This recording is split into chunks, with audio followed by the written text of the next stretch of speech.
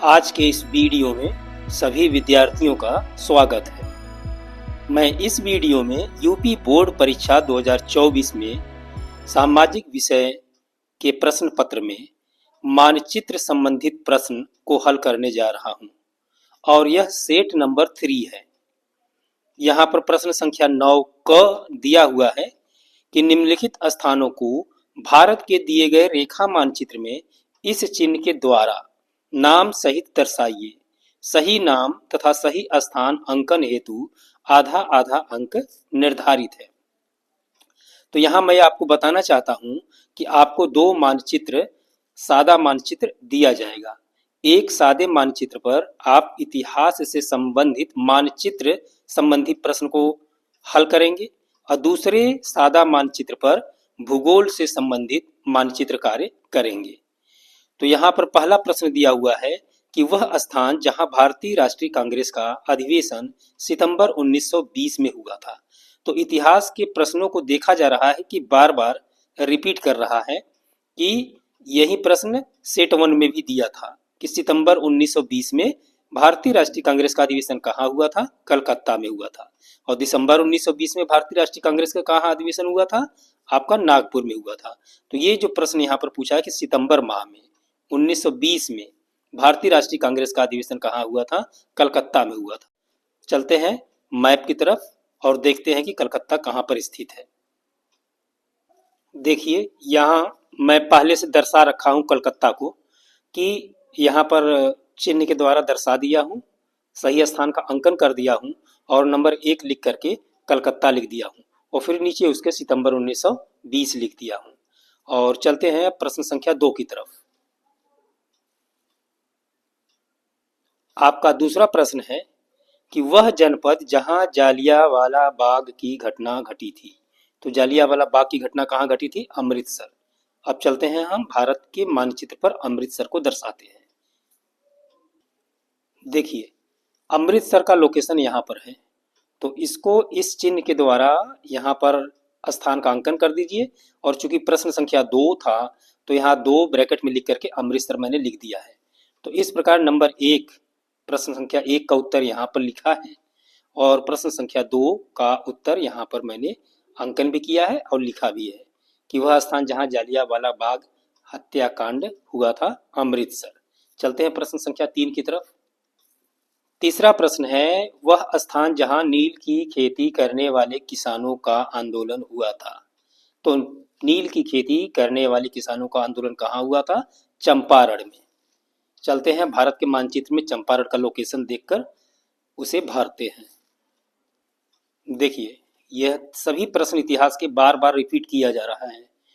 तो यहाँ पर चंपारण का लोकेशन है, वह स्थान जहाँ नील की खेती करने वाले किसानों का आंदोलन हुआ था, तो यह चंपारण है। तो यहाँ पर मैंने चिन्ह के द्वारा अंकन कर दिया और नंबर 3 लिख करके ब्रैकेट में नंबर 3 लिख दिया और उसके बाद चंपारण लिख दिया। चलते हैं प्रश्न संख्या 4 की तरफ। प्रश्न संख्या 4 है वह स्थान जहां सूती मिल श्रमिकों ने सत्याग्रह किया था। वह स्थान जहां सूती मिल श्रमिकों ने सत्याग्रह किया था। तो आपको ज्ञात होगा कि सूती मिल श्रमिकों ने सत्याग्रह कहाँ किया था? अहमदाबाद में। सूती मिल श्रमिकों ने सत्याग्रह किया था कहाँ पर? अहमदाबाद। तो चलते हैं भारत के मानचित्र में अहमदाबाद को दर्शाते हैं। यहाँ पर प्रश्न संख्या 4 का उत्तर लिखना पड़ेगा क्योंकि अहमदाबाद की लोकेशन यहाँ पर है, तो उसको मैंने चिन्ह के द्वारा दिखा दिया है और यहाँ पर अहमदाबाद लिख दिया है। तो इस प्रकार आपका प्रश्न संख्या 1, प्रश्न संख्या 2, प्रश्न संख्या 3 और प्रश्न संख्या 4। चौथा प्रश्न के बाद चलते हैं 5वां प्रश्न। 5वां प्रश्न है वह जनपद जहां चौरी चौरा की घटना घटी थी। चौरी चौरा की घटना कहाँ घटी थी? गोरखपुर में। अब हम भारत के मानचित्र में गोरखपुर को भरते हैं। देखिए गोरखपुर का लोकेशन यहाँ पर है, उत्तर प्रदेश में पड़ता है। तो यहाँ पर प्रश्न संख्या 5 मैंने डाल दिया और लिख दिया गोरखपुर, जहाँ पर चौरी चौरा की घटना घटी थी। तो इस प्रकार हम इतिहास विषय पर आधारित मानचित्र संबंधित पूछे गए 5 प्रश्नों के उत्तर को स्थान अंकन नाम सहित कर दिया है। पहला एक बार रिवाइज कर देता हूं कि वह स्थान जहां सितंबर 1920 में भारतीय राष्ट्रीय कांग्रेस का अधिवेशन हुआ था, कलकत्ता में। तो कलकत्ता का लोकेशन आप अच्छी तरह से याद कर लीजिए कहां पर है, और नंबर 1 लिख करके कलकत्ता लिख दीजिए। दूसरा प्रश्न था कि वह स्थान जहां जालियांवाला बाग हत्याकांड हुआ था, तो नंबर 2 अमृतसर हो गया। उसके बाद तीसरा प्रश्न आपका था कि वह स्थान जहां नील की खेती करने वालों किसानों का आंदोलन हुआ, तो नंबर 3 लिख करके चंपारण लिख दिया। चौथा प्रश्न था कि वह स्थान जहां सूती मिल श्रमिकों का सत्याग्रह हुआ, तो अहमदाबाद में हुआ था, तो नंबर 4 लिख करके अहमदाबाद लिख दिया। और नंबर 5 क्वेश्चन आपका था कि वह स्थान जहां चौरी चौरा की घटना घटित हुई थी, तो ये गोरखपुर हो गया। तो इस प्रकार आपका number 1 Calcutta, number 2 Amritsar, number 3 Champaran, number 4 Ahmedabad और नंबर 5 गोरखपुर। इस प्रकार आपका प्रश्नोत्तर 9 क, यहाँ पर आप प्रश्नोत्तर 9 क अवश्य डाल दीजिएगा, जो कि इतिहास विषय पर आधारित मानचित्र संबंधित प्रश्नों को आपने दर्शाया है। तो इस प्रकार आपका इतिहास विषय यानी प्रश्नोत्तर 9 क के सभी 5 प्रश्नों का उत्तर हो गया। अब चलते हैं भूगोल विषय पर आधारित मानचित्र संबंधी प्रश्नों को हल करने की तरफ। प्रश्न संख्या 9 का ख, निम्नलिखित स्थानों को भारत के दिए गए रेखा मानचित्र में चिन्ह द्वारा नाम सहित दर्शाइए। सही नाम तथा सही अंकन स्थान अंकन हेतु आधा आधा अंक निर्धारित है। पहला प्रश्न, ओडिशा राज्य की एक प्रमुख नदी इस चिन्ह के द्वारा नाम सहित। तो जियोग्राफी में ये जो पहला प्रश्न पूछा है भारत के मानचित्र में दर्शाने के लिए, आपको उड़ीसा राज्य की एक नदी दर्शाना है। तो चलते हैं भारत के मानचित्र की तरफ। देखिए यहाँ मैंने लिख दिया प्रश्नोत्तर 9 के ख। 9 के ख का मानचित्र का अंकन इसमें किया गया है। तो उड़ीसा राज्य की एक नदी का नाम और स्थान अंकन करना है। तो देखिए मैंने ये बना दिया है, ये है आपकी महानदी, जो कि उड़ीसा राज्य में होकर बहती है, और नंबर 1 लिख दिया और फिर लिख दिया महानदी। तो इस प्रकार प्रश्न संख्या 1 का सही अंकन हो गया। चलते हैं प्रश्न संख्या 2 की तरफ। दूसरा प्रश्न है, मध्य प्रदेश की राजधानी नगर इस चिन्ह के द्वारा नाम सहित, यानी मध्य प्रदेश की राजधानी आपको इस चिन्ह के द्वारा दर्शाना है। तो चलते हैं भारत के मानचित्र की तरफ और मध्य प्रदेश की राजधानी को दर्शाते हैं। देखिए मध्य प्रदेश की राजधानी भोपाल है और भोपाल का लोकेशन यहाँ पर है। तो यहाँ पर नंबर 2 लिख करके मैंने भोपाल लिख दिया है। तो जिस इस स्थान का लोकेशन जहाँ पर हो उसी के आसपास आप दर्शाने का प्रयास करिए। तो प्रश्न संख्या 1 महानदी को मैंने दर्शा दिया, प्रश्न संख्या 2 मध्य प्रदेश की राजधानी भोपाल को दर्शा दिया। चलते हैं प्रश्न संख्या 3 की तरफ। प्रश्न संख्या 3 है, सूती वस्त्र उद्योग का एक केंद्र SS चिन्ह द्वारा नाम सहित। तो सूती वस्त्र उद्योग का एक केंद्र आपको दर्शाना है। तो इसका केंद्र मैंने अहमदाबाद दर्शाया है। तो चलते हैं भारत के मानचित्र की तरफ। देखिए तीसरा प्रश्न था, सूती वस्त्र उद्योग का एक केंद्र।